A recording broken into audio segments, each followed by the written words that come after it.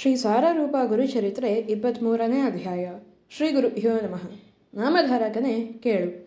ಮರುದಿವಸ ಮುಂಜಾನೆ ತೋಟಿಗನೊಬ್ಬನು ಬ್ರಾಹ್ಮಣನ ಎಮ್ಮೆಯನ್ನು ಬಾಡಿಗೆ ಕೇಳುವುದಕ್ಕಾಗಿ ಅವನ ಮನೆಗೆ ಬಂದನು. ಬ್ರಾಹ್ಮಣನಿಂದ ಆ ಎಮ್ಮೆಯು ಈಗ ಒಂದೊಂದು ಹೊತ್ತಿಗೆ 2 ತೊಂಬಿಗೆ ಹಾಲು ಕರೆಯುತ್ತಿರುವ ವಿಷಯವು ತಿಳಿದು ಬಂತು.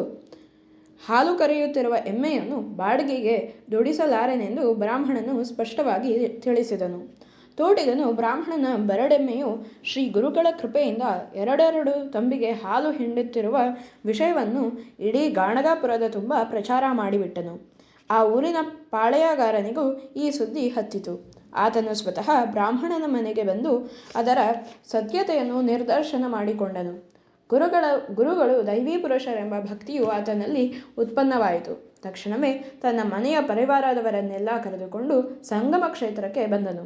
ಗುರುದರ್ಶನ ಪಡೆದು ಸಾಷ್ಟಾಂಗ ನಮಸ್ಕಾರ ಮಾಡಿ, ಗುರುದೇವ, ನೀವು ಅಗಾಧ ಮಹಿಮರೆಂದು ಅರ್ಥ ಮಾಡಿಕೊಳ್ಳಲಾರದ ಪಾಮರರು ನಾವು. ಭಕ್ತವತ್ಸಲರೆಂದು ಬಿರುದು ಪಡೆದ ಪರಮಾತ್ಮ ಸ್ವರೂಪರು ನೀವು. ತಾವು ದಯವಿಟ್ಟು ನನ್ನದೊಂದು ವಿನಂತಿಯನ್ನು ಮಾನ್ಯ ಮಾಡಬೇಕು. ತಮ್ಮ ಚರಣ ಧೂಳಿಯಿಂದ ಇಡೀ ಗಾಣಗಾಪುರವನ್ನು ಪವಿತ್ರಗೊಳಿಸಿ ನೀವು ಅಲ್ಲಿಯೇ ನೆಲೆಸಬೇಕು ಎಂದು ಪ್ರಾರ್ಥಿಸಿಕೊಂಡನು. ಆಗ ಗುರುಗಳು ಆ ದೊರೆಯನ್ನು ಕುರಿತು, ಅಯ್ಯ, ನಾವು ಅರಣ್ಯದಲ್ಲಿರಬೇಕಾದ ಸನ್ಯಾಸಿಗಳು, ಗ್ರಾಮದಲ್ಲಿ ವಾಸ ಮಾಡುವ ಹವ್ಯಾಸ ನಮಗೇಕೆ ಎಂದು ಪ್ರಶ್ನೆ ಮಾಡಿದರು. ಅದಕ್ಕೆ ಗ್ರಾಮಾಧಿಪತಿಯು ವಿನಯದಿಂದ, ಸ್ವಾಮಿ, ದಯವಿಟ್ಟು ನನ್ನ ವಿನಂತಿಯನ್ನು ಉಪೇಕ್ಷಿಸಬೇಡಿ. ಭಕ್ತೋದ್ಧಾರಕ್ಕಾಗಿ ನೀವು ಗಾಣಗಾಪುರದಲ್ಲಿ ವಾಸ್ತವ್ಯ ಮಾಡುವುದು ಸಮಂಜಸವಾಗಿದೆ. ಅಲ್ಲಿ ನಾವು ನಿಮಗಾಗಿ ಒಂದು ಮಠ ಕಟ್ಟಿಸುತ್ತೇವೆ.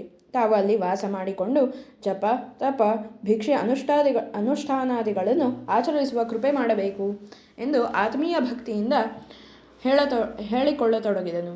ಗುರುಗಳು ಇನ್ನು ತಮ್ಮ ಅವತಾರದ ಉದ್ದೇಶಗಳನ್ನು ಈಡೇರಿಸಿಕೊಂಡು ಭಕ್ತೋದ್ಧಾರದ ಕಾರ್ಯದಲ್ಲಿ ನಿರತರಾಗುವ ಉದ್ದೇಶದಿಂದ ಆ ಗ್ರಾಮದ ಅಧಿಪತಿಗೆ ತಥಾಸ್ತು ಎಂದು ಅಭಯ ನೀಡಿದರು.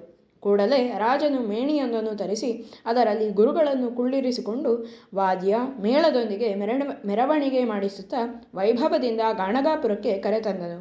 ಮೆರವಣಿಗೆಯು ಊರಿನ ಪಶ್ಚಿಮ ದ್ವಾರದ ಹತ್ತಿರ ಬಂದ ಕೂಡಲೇ ಅಲ್ಲಿ ಅಶ್ವತ್ಥ ಮರದಲ್ಲಿ ವಾಸವಾಗಿದ್ದ ಬ್ರಹ್ಮರಾಕ್ಷಸವೊಂದು ಧಾವಿಸಿ ಬಂದು ಗುರುಗಳ ಪಾದಗಳ ಮೇಲೆ ಬಿದ್ದು ಹೊರಳಾಡುತ್ತಾ, ಗುರುವೇ, ನನ್ನನ್ನು ಉದ್ಧಾರ ಮಾಡು ಎಂದು ಅಂಗಲಾಚತೊಡಗಿತು.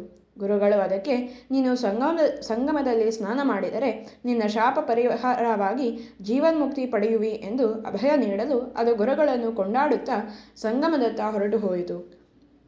ಇದೆಲ್ಲವನ್ನೂ ಕಣ್ಣಾರೆ ಕಂಡ ಭಕ್ತರು ಗುರುಗಳು ತ್ರಿಮೂರ್ತಿಗಳ ಅವತಾರವೆಂಬುದನ್ನು ಮನಗಂಡು ಹರ್ಷದಿಂದ ಶ್ರೀ ಗುರುದೇವದತ್ತ ಎಂದು ಏಕಕಂಠದಿಂದ ಜಯಘೋಷ ಮಾಡಿದರು.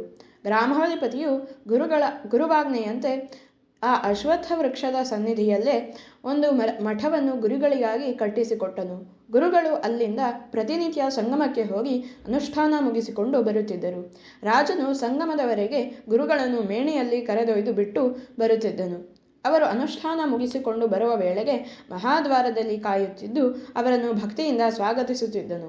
ನಾಮಧಾರಕ ಶ್ರೀ ಗುರುಗಳು ಭಕ್ತಾಧೀನರಾದ್ದರಿಂದಲೇ ಆ ರಾಜನ ವಿನಂತಿಯನ್ನು ಮಾನ್ಯ ಮಾಡಿ ಗಾಣಗಾಪುರದಲ್ಲಿ ನೆಲೆಗೊಂಡರೆಂಬಲ್ಲಿಗೆ ಸಾರರೂಪ ಶ್ರೀ ಗುರುಚರಿತ್ರೆಯ 23ನೇ ಅಧ್ಯಾಯವು ಮುಕ್ತಾಯವಾಯಿತು.